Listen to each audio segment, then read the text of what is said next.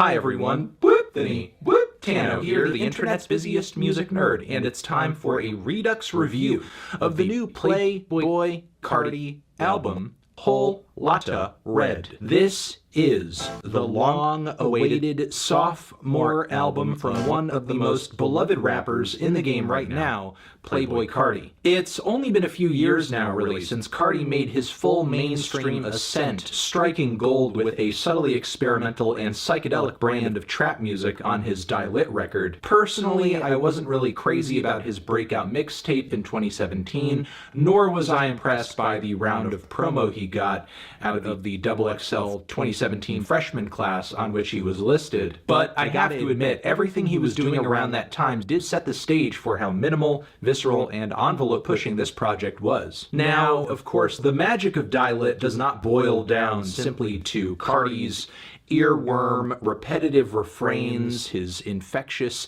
baby-voiced inflections, because the consistent production from Pierre Bourne was also a significant part of the equation. However, on Whole Lotta Red, he seems to have mostly foregone Pierre's production, which I don't see as entirely a bad thing. Not just because Pierre's sound has proven to be so easily replicable, but Whole Lotta Red should also be an opportunity for Carti to branch out, try something different, not just record Die Lit Part 2. And boy does Carti branch out on this project, which is not only apparent from the sort of satanic cover art, but also Carti's embrace of vampires and vamp aesthetics in the song titles here and the social media run-up to this project. Looks like Carti is bringing goth to the trap on this one with a sort of punk flair, and while he wouldn't be the first to do that, he certainly seems to be one of the most prominent. And in my opinion, it's these very elements that drive the most exciting and interesting moments on this LP. But with that being said, a part of me does feel like Whole Lotta Red falls short, terribly short,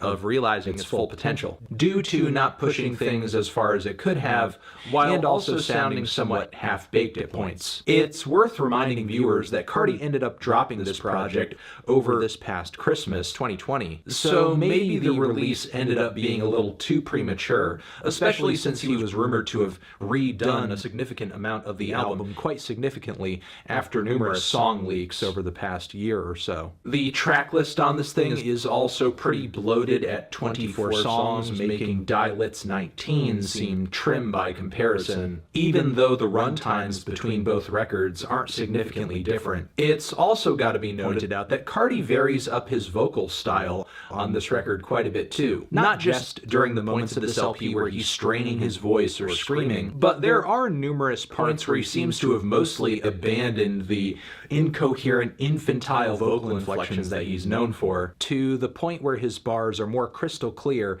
than they've ever been. And Carti's new approaches on this record are genuinely refreshing. It's just a little disappointing when it doesn't seem like he doesn't have all the kinks worked out. For one, Whole Lotta Red is undoubtedly a record that is abrasive by design, but there are some vocal mixes here and there that do leave a lot to be desired. Not just because Carti's voice occasionally comes off very pitchy and painful to the ear, but some tracks just don't feel off that visceral because there's a lack of balance between the vocals and the instrumental, leaving the beat feeling like it really has no presence, which is especially true of Vamp Anthem, a track that I had high expectations for given the aesthetic change on this record, but it really just ended up being this very dry set of trap perks, which is aided horrendously by these horrendous MIDI synthesizers that are playing out this painfully stereotypical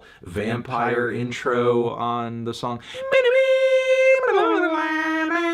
However, I will say occasionally this record's messy presentation does work in its favor. There is the insane stop breathing, which is so heavily compressed, nearly every sound in the mix is crackling like a campfire. The result being one of the most deadly and cathartic tracks on the entire record, especially considering the murderous lyrics and gruesome vocal inflections and garish ad-libs.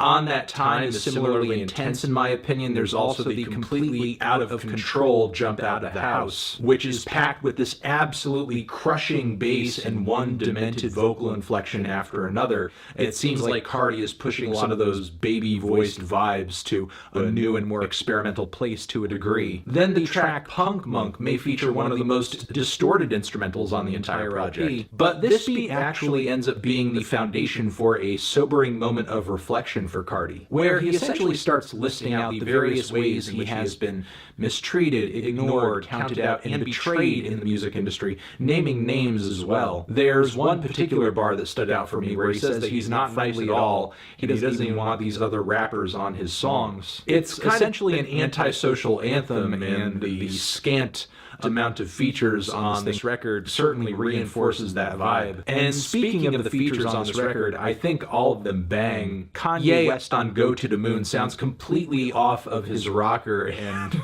that...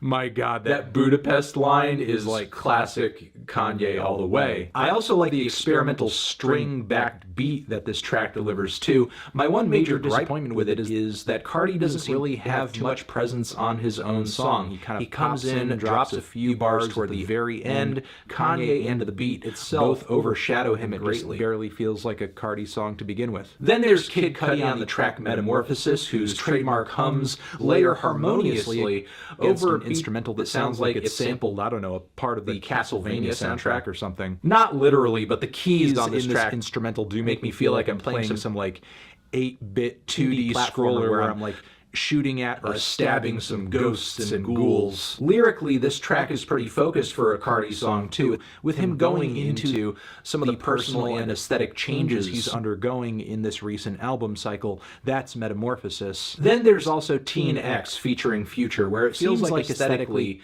Carti is trying to extend the minimal, trippy trap sounds that he hit upon with Die Lit, update them in a way. He goes even more out there vocally, getting squeakier by the minute, while Future mostly matches his energy. And while there's nothing necessarily wrong with Carti going back to what's works for him on a new record, there are points on this project where I think he plays it a bit too predictable and also underwhelms with a supremely disengaged vocal performance. For one, I think he's really phoning it in on the song Place. The track, it even features a Pierre Bourne beat. If I had to put this one in a nutshell, I would say it's the soundtrack to Not Even Trying at All. A little later, the song Over sounds similarly lifeless too. Meanwhile, the song Sky is a pretty straightforward drug anthem, but this vibe of this track essentially puts Carti in a place of emotional numbness. Weak beat choice too, I would say. This one does not present much of a vibe. There are some compelling portions of the final leg though, like the ambitious Feel Like Dyin', which features a